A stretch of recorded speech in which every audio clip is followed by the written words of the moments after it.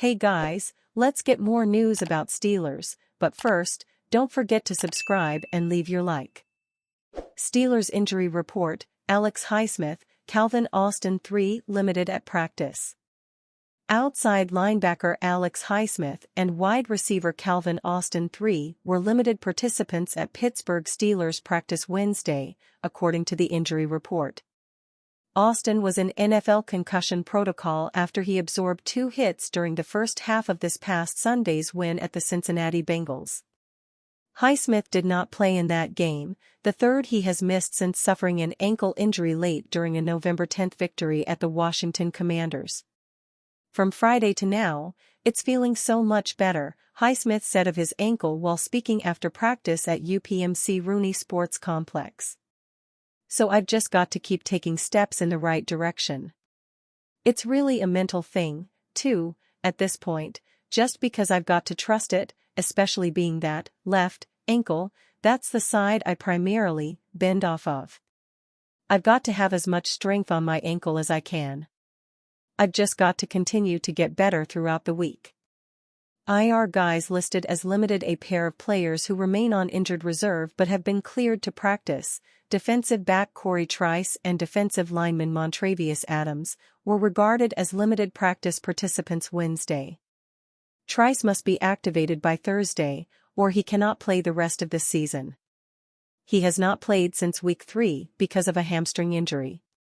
Adams returned to practice last week, so the Steelers have more leeway in when he must be added to the 53-man roster. Teams have a 21-day window to do so for players after clearing them for practice off IR. Adams has not played since an October 20 win against the New York Jets because of a knee injury. Resting bodies: 8 veteran players were given all, or part, of the day off for reasons of rest, per the injury report. While it is not uncommon for coach Mike Tomlin to keep some older players out of practice, 8 in one day might be a record for recent years. Outside linebacker TJ Watt, at least, was a limited participant. But defensive linemen Cameron Hayward and Larry Ogunjobi, safety Minkah Fitzpatrick, running back Najee Harris, starting guard Isaac Seumalo, tight end Michael Pruitt and receiver Mike Williams did not practice. Williams, 30, joined the Steelers 5 weeks ago.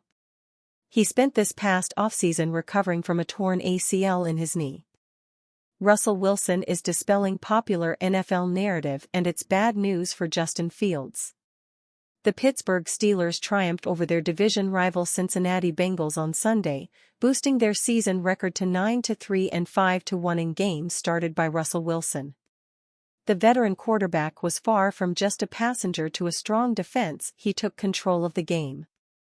He dismissed any sleepy first-half narratives with a career-high 257 passing yards in the first 2 quarters of the match. Wilson ended the day with 29 completions out of 38 passes for 414 yards, 3 touchdowns, and 1 disputed touchdown.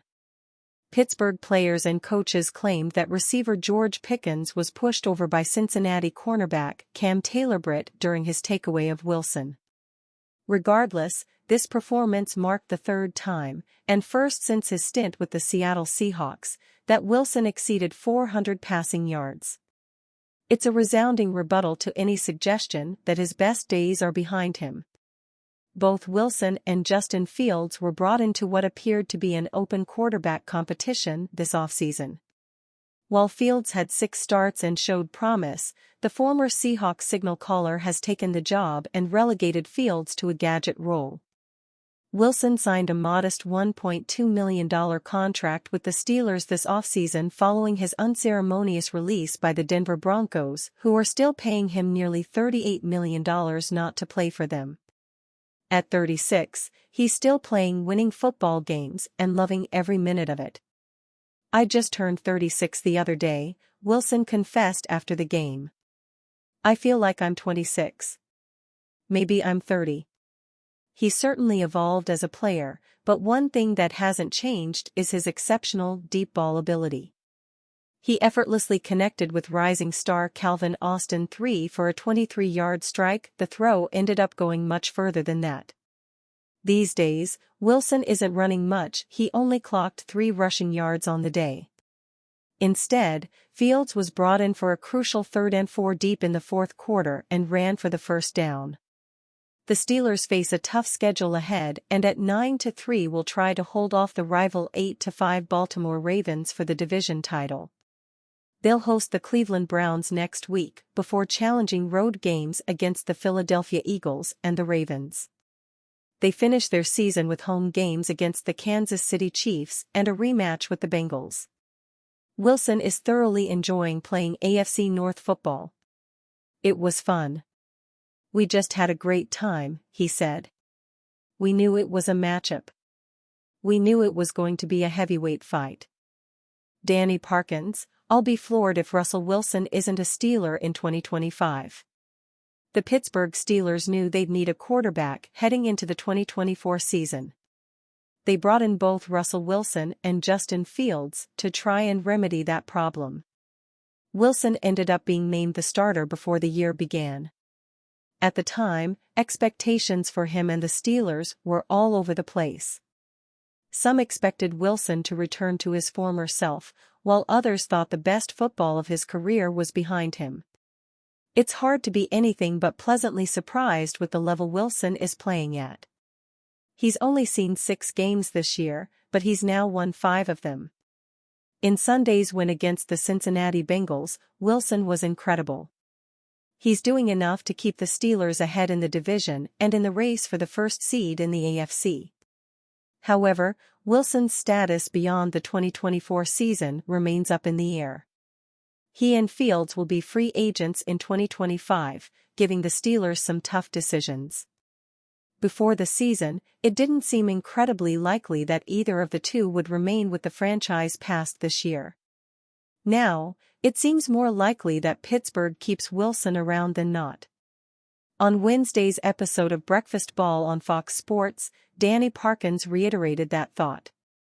"I'll be floored if Russell Wilson isn't signed to a contract this offseason," Parkins said.